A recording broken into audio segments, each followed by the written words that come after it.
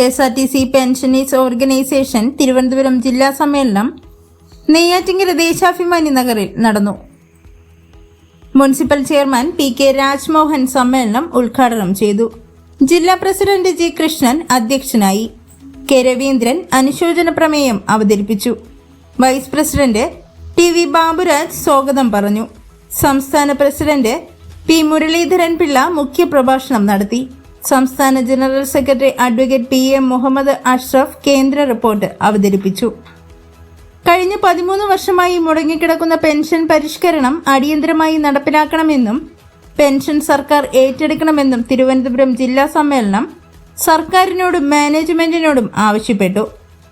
AK Sreekumar, A Rajasekharan Nair, VP ഷൺമുഖനാശാരി, S Balakrishnan, Vanchiyoor Gopalakrishnan Nair, M നടരാജനാചാരി, K Satheesan, A Mastan Khan തുടങ്ങിയവർ സംസാരിച്ചു.